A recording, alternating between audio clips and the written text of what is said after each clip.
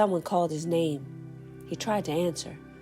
The room tilted, his vision blurred at the edges, the pain in his body spiking all at once, nerves, joint, everything hitting at the same time, like his body has decided it was done carrying it.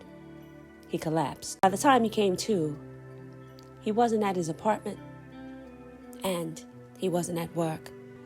He never made it home that night. He was there, still, barely conscious, machines humming quietly around him. For a moment, she just stood there. Leah knew Byun Woo had problems. She had her own problems, too. For the moment, she thought everything was smoothing out between them. But now this, he didn't come home, and he ended up in the hospital. Whatever the doctor says may decide everything. Should she stay or go?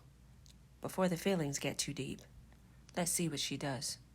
As the days went by, Byun Woo tried to adjust. He stopped correcting everything she touched, left small things where they were, let the quiet break without fixing it immediately. It wasn't easy. Some nights he sat still, staring at a cup slightly out of place, his chest tightening until it almost hurt. But he didn't move it. For her. For the first time, it was working. Until it didn't. At work, it started as a burning sensation in his hands. Sharp, sudden. He tried to ignore it.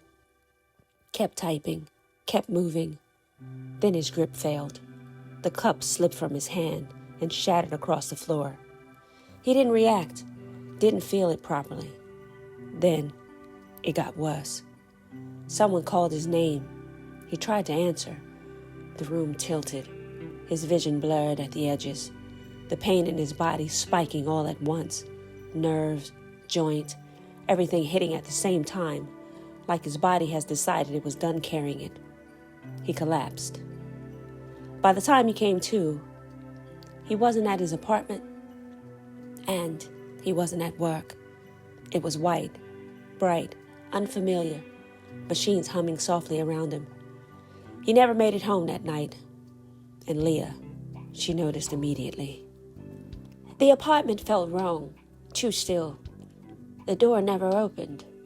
The usual time passed, then more. She checked the clock again, then her phone. Nothing, no message, no note. A quiet unease settled in her chest. Byun Woo was particular, predictable. Even in his silence, there was a pattern. And this wasn't it. She grabbed her jacket and went looking for him. Leah hadn't even noticed the night. She didn't even feel the tension building in her stomach. She was too focused, too worried. And not about herself, about him. Time blurred into movement, calls, transfers, unanswered lines. She moved through the city without thinking, riding the train, getting off at stops that he had mentioned in passing, retracing pieces of his routine like it would lead her to him somehow. Station after station, nothing, until finally, an answer, a name, a hospital. She didn't think about it after that. She just ran. By the time she reached his room, her chest was tight, her breath uneven, and he was there, still, barely conscious, machines humming quietly around him. For a moment, she just stood there. Then she heard voices, just outside the curtain. "Doctor, I'm looking at advanced nerve involvement. We need to monitor progression. And there's no family listed." She stepped forward before she even realized she was moving. I'm here for him," she said quickly. I'm with him." The doctor looked at her, then nodded. "That's fine. We were just about to examine him." Leah stayed. She sat very still. She didn't leave. They pulled back the sheet, and for the first time she saw it. The scarring, the uneven texture of his skin, areas discolored, damaged in ways she didn't understand. His hands. She had seen them before, bandaged, controlled, but not like this. Something inside her dropped. Then the doctor spoke calmly. "We've run preliminary tests. He has Hansen's disease." Leah blinked. "What?" "Leprosy." The word didn't land at first. Her mind scrambled. That was old. Gone. Something from the history books. "No one ever gets that anymore," she said quietly to herself. It is rare, the doctor replied to her, but it still exists. Leah looked back at him, at Byun Woo, still silent. Then she asked, but there's treatment, right? You can fix it. Yes, the doctor said, but in his case, it's progressed. He's likely been managing symptoms without proper medical care for some time. Her eyes flickered. That explained everything. The nerve damage is significant, the doctor continued. He'll need extended treatment, medication, monitoring. And, he spoke more carefully now, and you should know this, it's contagious. The words settled differently. Leah didn't move, didn't step back, didn't look away. She just stood there, looking at him, at the man who corrected everything, controlled everything, held everything together so tightly it pushed people away. Contagious. The word echoed quietly in her mind. The doctor continued speaking, but the sound faded behind her thoughts. He had been living with this all alone. Every adjustment, every correction, every moment of distance suddenly made sense. Leah's eyes dropped to his hands that rested against the hospital sheet. She instantly reached out and took it, gently, like she had before. If she felt fear, it didn't show, because in that moment, what she felt was something else entirely. Understanding. Byun Woo lay there staring into her face, voices muffled as he faded into the sensation of her rubbing his arm and squeezing his hand. He didn't speak. He used what little energy he had to keep the tears from welling up in his eyes. But he felt it, overwhelmingly. Leah brought him home the next day. The apartment felt smaller with him in it like that, slower, weaker, forced to sit instead of move, to rest instead of control. She helped him into the bedroom without making it a moment, easing him down onto the bed, adjusting the pillows behind his back, pulling the blanket over him, with a quiet certainty that hadn't been there before. I'll handle it, she said, when he tried to sit up on his own. He didn't argue, not because he agreed, because he didn't have the strength to, really. The first few days passed in a blur of small routines. She woke early, made food, left it portioned and labeled, soups, soft vegetables, things she thought would help him heal. She researched in between shifts, reading about treatments, about diet, about anything she could control in a situation that felt too big. He stayed in bed, mostly, watching, listening, adjusting what little he could reach. Even like this, he couldn't fully let go of it. If the tray wasn't centered, he shifted it. If the blanket folded unevenly, he fixed it. If something was left too close to the edge of the table, he moved it back. Leah noticed, but she didn't say anything. She just kept going. By the end of the week, he was able to move more, slowly stepping out into the apartment again. And with that came something familiar, the quiet and the need for it, the space. He retreated into it almost immediately, short answers, closed doors, long stretches of silence.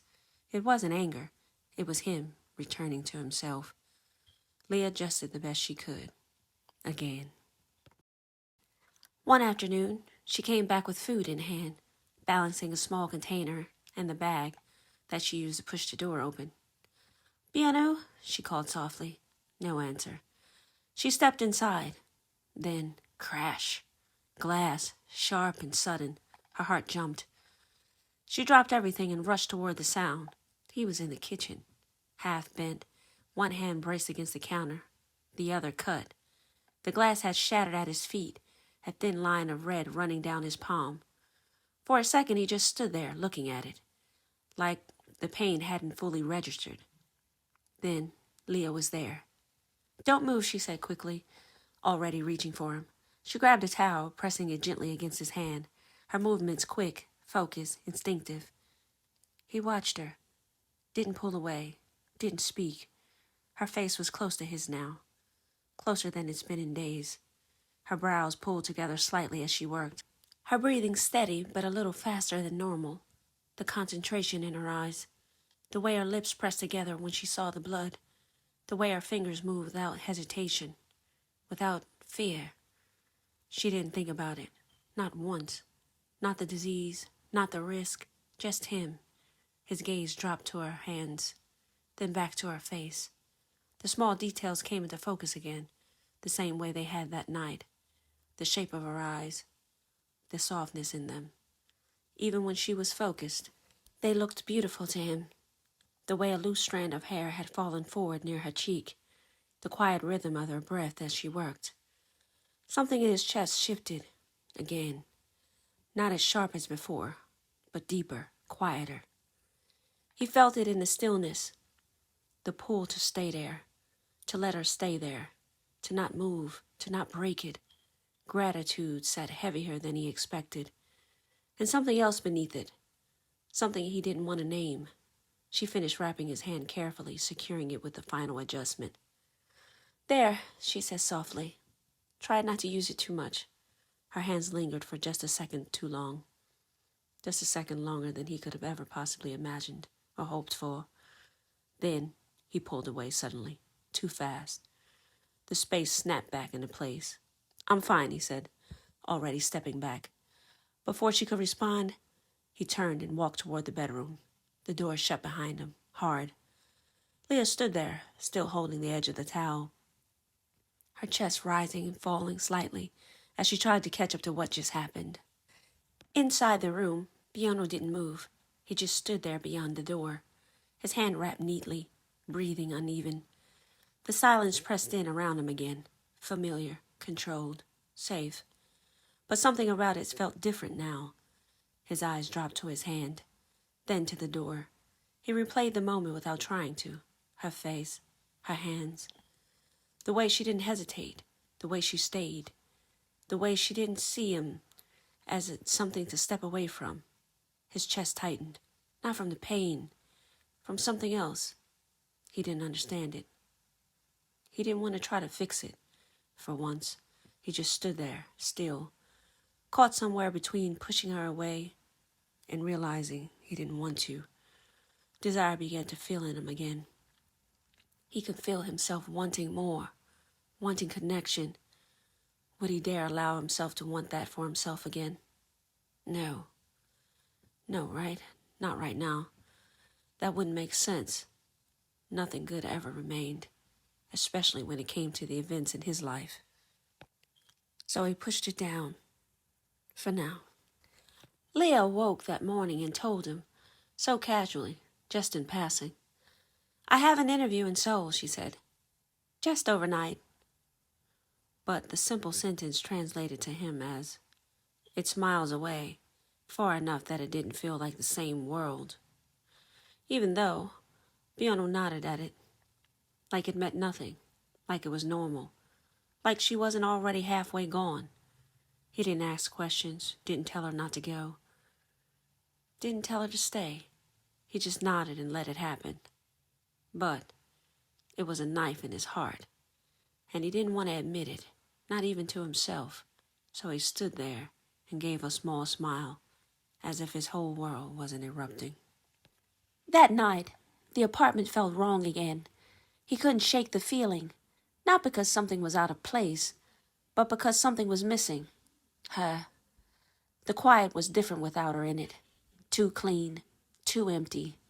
He sat on the couch staring at nothing, his leg bouncing slightly without him realizing it. So, she was going to leave. This was always supposed to be temporary. He knew that. But knowing it and feeling it was two different things. His chest tightened. Ever since he met her, he found himself engulfed in that feeling. Chest tightness. He felt like an old man. His mind wouldn't slow down. What if she stayed there? What if she found something better? What if she didn't come back? He dragged his hand over his face, trying to settle himself, trying to control it. But his thoughts were too scattered, too loud, unorganized, unfixable. Time passed quickly and quietly, and the evening rolled in without him even noticing. Then he heard it. Footsteps, slow, measured, familiar. His head lifted instantly and glanced at the clock. It was 1 a.m. His body went still. He moved to the door, quiet, controlled, and he looked through the peephole. 2 men, same build, same movement, lingering.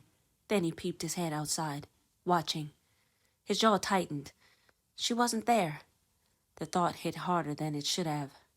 They waited like they expected her, like they knew her pattern. Byun Woo stepped back, then opened the door. Silently, he decided to follow them. Not close, not obvious, just enough to keep them in sight. He watched as they moved down the stairwell and out to the street. The night air was cold, the city quieter at this hour. He kept his distance, watching the way they moved, the way they didn't look around very much, like they were comfortable here.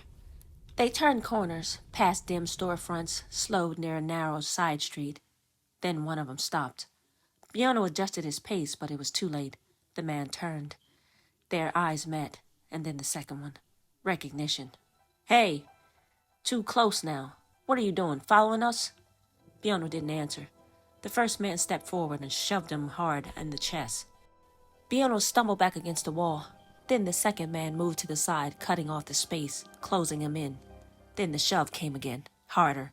Something snapped. The anger didn't come in pieces. It came all at once. Min-ha walking away, his mother gone before he could be there.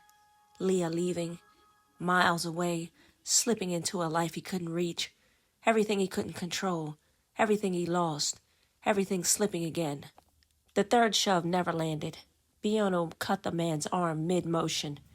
The man cursed, trying to pull away, but Byun Woo drove forward, his fist connecting clean with his jaw. The impact was solid, the kind that echoed through bone. But he barely felt it. The second man lunged. Byun Woo stepped into him, shoulder first, knocking the air from his chest. He followed with another strike, his movements fueled by something deeper than skill. He hadn't fought in years, but his body remembered enough.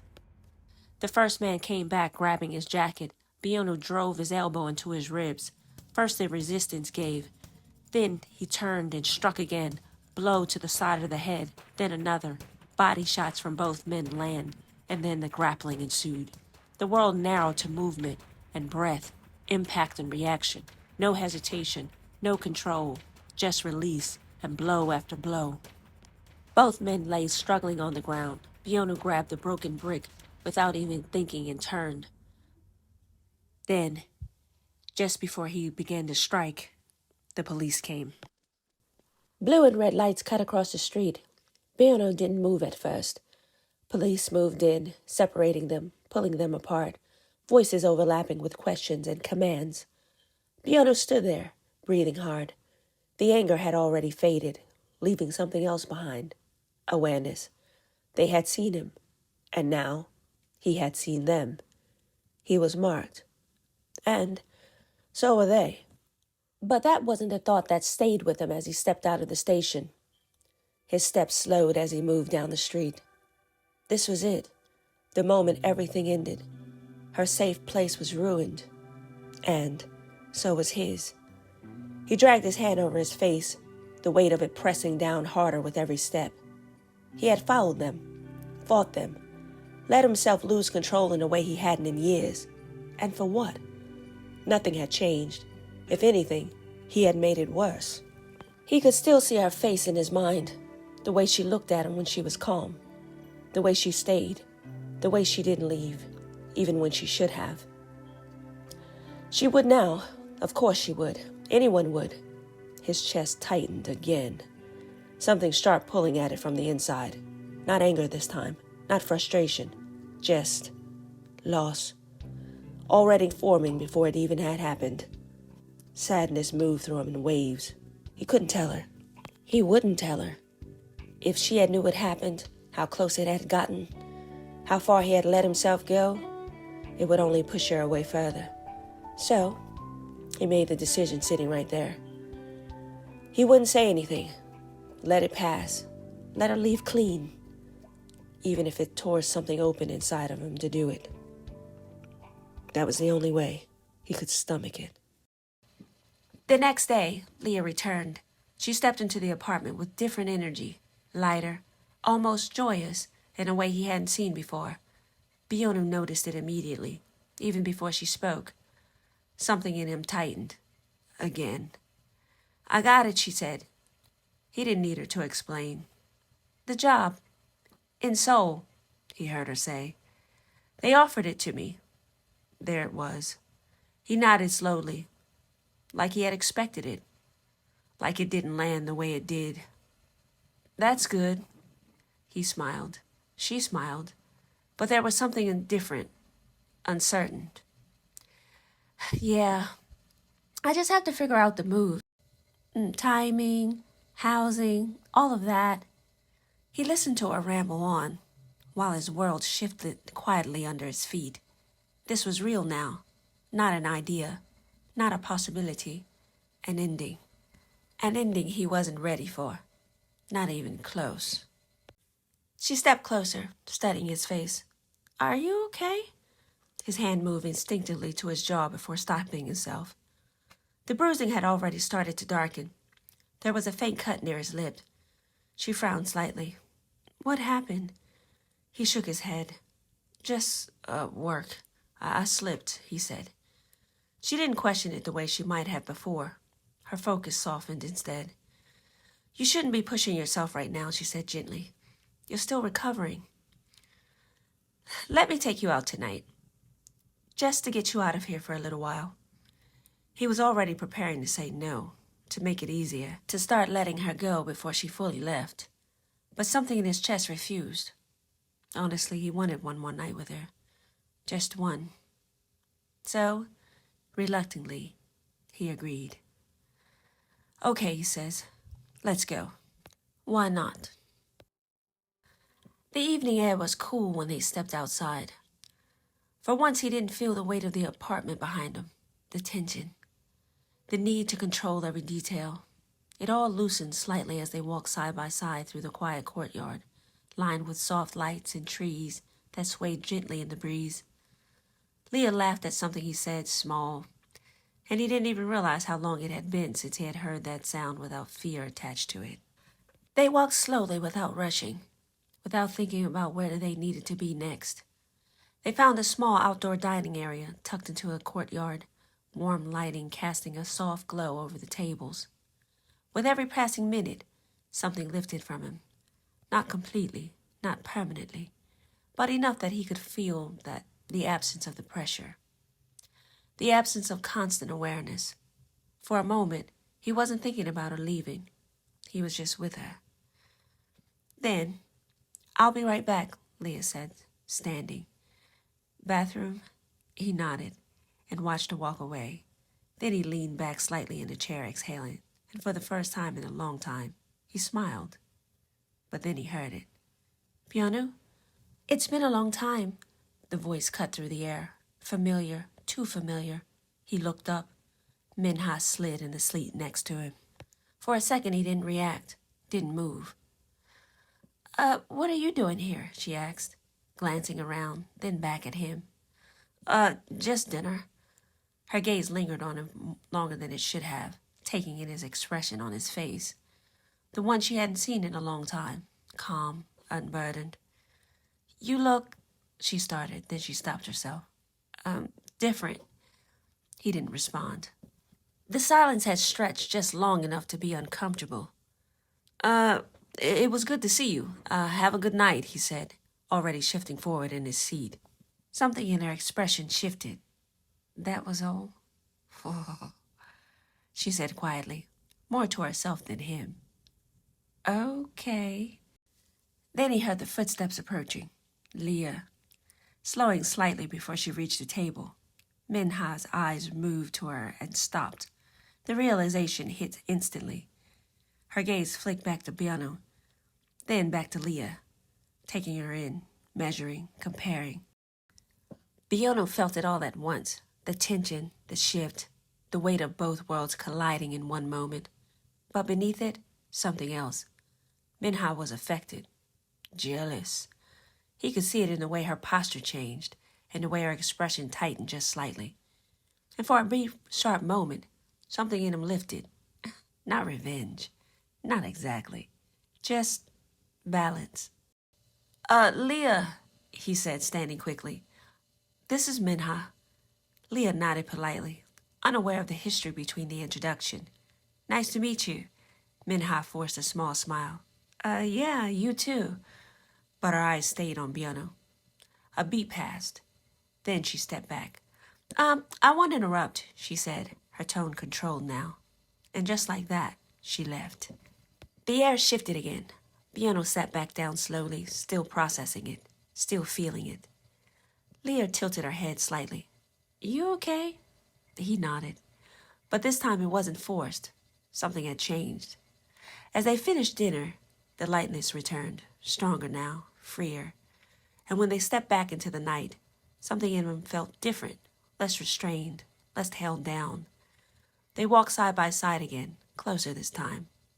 And without even thinking, he reached for her hand, paused for half a second, then cupped it in his, warm, soft, real.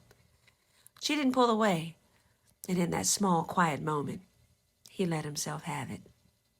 They walked back in silence, their hands only releasing just before separating as they reached the door.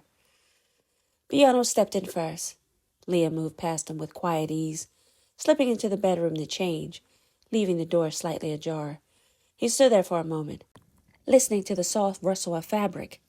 He grabbed his favorite jacket on the chair and turned and walked to his keyboard. He sat down slowly. His fingers hovered over the keys. It had been a long time. Before he seemed to couldn't remember a chord, but it had been so long. He paused for a second. He thought he couldn't remember, that it had been forgotten with all the other things he tried to push down. Then he pressed a note, soft, then another. The sound filled the room, hesitant at first, then steady, then flowing. His hands began to move without thinking, muscle memory returning, emotion threading itself through every note. The melody built slowly, something classical, something he hadn't played in years. Litz, Franz Liszt, Love Dream moved through his fingers. Not perfectly, but honestly, it carried something in it. Weight, longing, release. He didn't notice how much time had passed. He didn't notice when she came out, until he did. Leah stood in the hallway, still watching him. He looked up, and the music slowed under his hands, then stopped, silent. He looked at her, really looked, and something hit him, not gently, not slowly, all at once, a force he didn't prepare for, didn't control, didn't even recognize it until it was already there. He didn't look away, didn't soften it. He just stared, their eyes locked. Leah stared nervously, then she broke the silence. What was that? She asked softly. That piece, it was beautiful. He didn't answer. He stood, walked to the record player. He placed the needle down. The same melody filled the room again. Cleaner this time, fuller. Wow, she said, listening while comparing and looking back at him. You're really good. Still, he didn't answer. He just looked. She didn't move. She stood there, frozen. Not from fear, from something else really, something she couldn't name. Then he turned. Then he kept moving, closer, until he was right in front of her. He lifted his hand, placed it gently against her jaw. His thumb traced the line of her face, slow, deliberate, like he was learning it. He swallowed, his eyes following the movement until they met hers again. Closer now. The heat rose in him, unfamiliar and consuming. His fingers moved across her lips, down her bare arms, slow, intentional, feeling the softness of her skin beneath his fingers, like he needed to understand it, to confirm it. He stepped in, no space between them now. His gaze locked with hers, everything else dissolving around them. No apartment, no past, no leaving. Just this. Just her. More secrets are dropping. Episode 4 is up next. Like and subscribe. See you there.